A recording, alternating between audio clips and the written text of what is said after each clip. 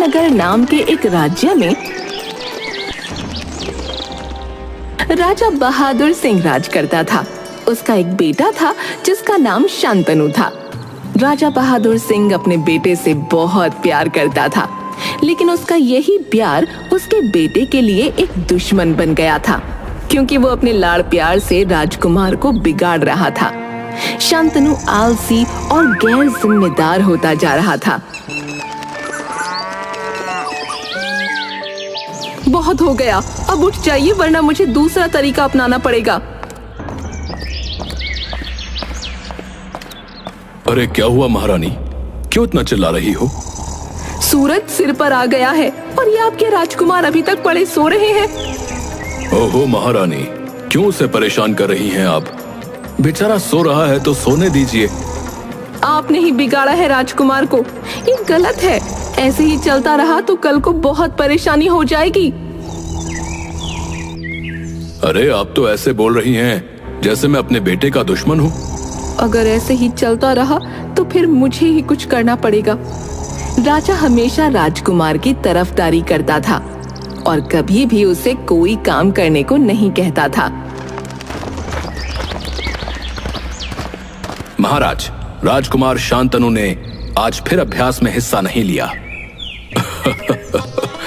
ओह, राजा राम, शांतनु अभी बच्चा है, उसे अभ्यास की क्या जरूरत है? उसके पास पूरा जीवन है सीखने के लिए।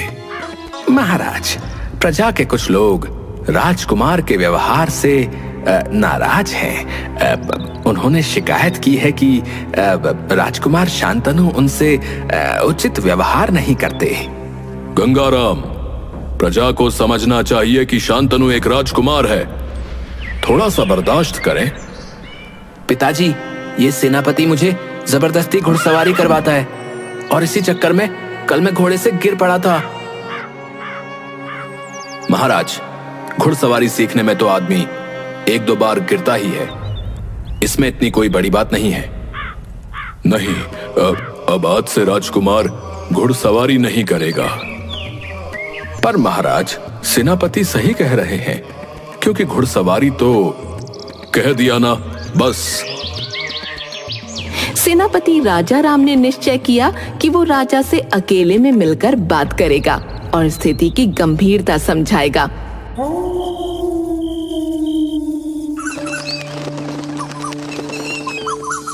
महाराज, राजकुमार शांतनु का आलसी स्वभाव राज्य के भविष्य के लिए बहुत खतरनाक हो सकता है। उसे अनुशासन और जिम्मेदारी सिखाना बहुत जरूरी है। राजा राम, शांतनु को सीखने का समय मिलेगा, उसे अभी कड़ी मेहनत की जरूरत नहीं है। महाराज, राजकुमार का बचपन से ही अनुशासन और जिम्मेदारी सीखना जरूरी है, ताकि वो भविष्य में एक अच्छे शासक बन सकें। राजा राम, तुम चिंता मत करो, शांतनु एक दिन सब कुछ सीख जाएगा, तुम बस उसे परेशान मत करो। महाराज, अगर आज हमने उसे नहीं सिखाया तो? बस, अब और कुछ नहीं। मैंने कह दिया कि शांतनु को अभी कुछ सीखने की जरूरत नहीं है। सेनापति सोच में पड़ गया कि वो राजा को कैसे समझाए। कुछ दिनों बाद अचानक राजा बहादुर सिंह के स्वास्थ्य में गिरावट आई और वो बिस्तर पर पड़ गए। ये तो एक बहुत ही दुर्लभ बीमारी के लक्षण हैं, जिससे शरीर कई हफ्तों के लिए लकवाग्रस्त हो जाता है। हे भगवान, ये कैसे हो गया? सेनापति, अब आप पता लगाइए कि ये किसने किया। ठीक है महारानी, मैं पता लगाता हूँ। महाराज, आप चिंता मत करिएगा, हम सब यहाँ आपके साथ हैं। राजा राम, मुझे तुम पर पूरा भरोसा है। शांतनु, अब तुम्हें राज्य की जिम्मेदारी संभालनी होगी। राज्य का भविष्य तुम्हारे हाथों में है, क्योंकि तुम ही मेरे उत्तराधिकारी हो। राजा की हालत दिन ब दिन बिगड़ती जा रही थी। पूरे राज्य में राजा की बीमारी की खबर फैल गई और उनकी स्थिति में सुधार न होने के कारण राज्य के सलाहकारों ने फैसला किया कि अब राजकुमार शांतनु को राजगद्दी पर बिठाया जाए। राजकुमार शांतनु को राजा घोषित कर दिया गया। महाराज शांतनु, आज हमें कई महत्वपूर्ण निर्णय लेने हैं। ठीक है, शुरू करो। राजा शांतनु ने सिंहासन पर बैठते ही आलसीपन दिखाना शुरू कर दिया। वो अपने कर्तव्यों में रुचि नहीं ले रहा था और अक्सर महत्वपूर्ण बैठकों में सो जाता था। एक दिन दरबार में जब राज्य के महत्वपूर्ण मामलों पर चर्चा हो रही थी, शांतनु फिर से सो गया। ये क्या हो रहा है? नए महाराज इस तरह से राज्य कैसे चलाएंगे? हमें कुछ करना होगा, नहीं तो राज्य का भविष्य अंधकार में चला जाएगा। महाराज, कृपया उठिए। महत्वपूर्ण मुद्दों पर चर्चा हो रही है। तुम लोग मुझे परेशान क्यों कर रहे हो? मुझे सोने दो। शांतनु सिंहासन छोड़कर अपने कमरे की ओर चला गया। उसके रवैये से सभी दरबारी और सलाहकार चिंतित हो गए। इसी तरह एक दिन कई लोग अपनी समस्याओं को लेकर दरबार में पहुंचे। महाराज, हमारे गांव में बहुत सूखा पड़ रहा है, फसलें बर्बाद हो रही है और हमें पानी की बहुत कमी हो रही है महाराज। हाँ, ठीक है। महाराज, कृपया हमारी मदद करें, हमारे पास खाने को भी कुछ नहीं बचा है। हाँ, मुबारक हो। महाराज, हमारे इलाके में पानी का इतना संकट है कि हम पानी के लिए भी तरस रहे हैं महाराज। हाँ, सबको मिठाई बांट दो। महाराज, हम सूखे की बात कर रहे हैं और आप? राजा शांतनु की इस अजीब हरकत से सभी लोग नाराज हो गए। ये क्या मजाक है? हम यहाँ अपनी समस्याओं के समाधान के लिए आए हैं और महाराज नींद में है। लोग गुस्से में दरबार छोड़कर चले गए और मंत्रियों ने अपना सिर पकड़ लिया। एक दिन पड़ोसी देशों के कई राजा उनसे मिलने आए। उनका मकसद राजा बहादुर सिंह का हालचाल जानना और नए राजा शांतनु से मुलाकात करना था। महाराज बहादुर सिंह, हमने सुना है कि आपकी तबीयत खराब है। हम आपकी कुशलता जानने आए हैं। धन्यवाद टोडरमल। ये मेरे लिए सम्मान की बात है कि आप सब यहाँ आए हैं। शांतनु, हमारे मेहमानों से मिलो और उनकी बात सुनो। ठीक है, आप सब थोड़ा इंतजार करें, मैं अभी आता हूँ। राजा शांतनु सीधे अस्तबल की ओर गया।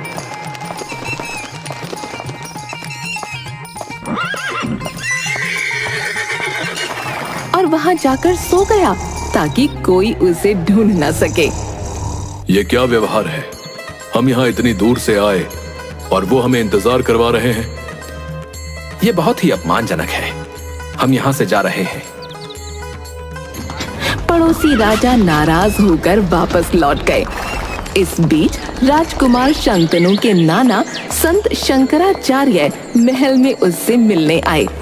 संत शंकराचार्य न केवल एक महान संत थे, बल्कि वह राज्य के सभी लोगों के लिए आदर्श थे। उन्होंने राजकुमार शांतनु से मिलने के बाद भरे दरबार में एक बात कही। शांतनु, मुझे तुम्हारे पिता की स्थिति का पता चला और ये भी कि अब तुम राजा हो। पर ध्यान रखना, जैसा राजा होता है वैसी ही प्रजा होती है। बाकी तुम समझदार हो। संत शंकराचार्य तो ये कहकर चले गए, पर उनकी इस बात के बाद महल के सभी लोग धीरे धीरे आलसी और लापरवाह होने लगे। सेवक, दरबान, सैनिक, वैद्य और दरबारी सभी अपने अपने कार्यों में कोताही बरतने लगे। सेवक, मुझे दरबार के लिए पानी लाकर दो। हाँ राजकुमार, लाता हूँ।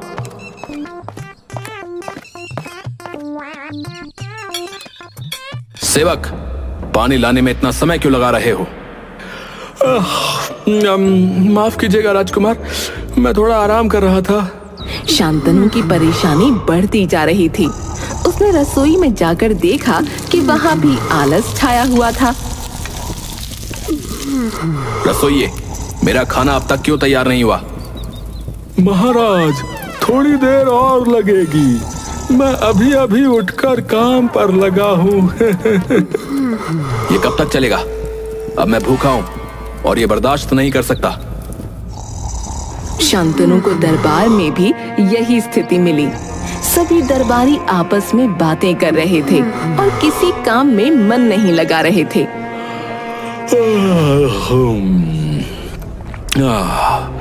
कितना आराम है। क्या हो गया है सबको? कोई भी काम नहीं कर रहा? अरे आप भी सो जाइए महाराज। मैं घर जाऊं? हाँ जाओ, आराम करो, मुझे भी सोने दो। राजकुमार शांतनु ने महसूस किया कि संत शंकराचार्य की बात सही थी। राजा का आलसी और गैर जिम्मेदाराना रवैया पूरे राज्य में फैल गया था। कुछ दिन बाद एक खबरी महल में आया। महाराज, बहुत बुरी खबर है।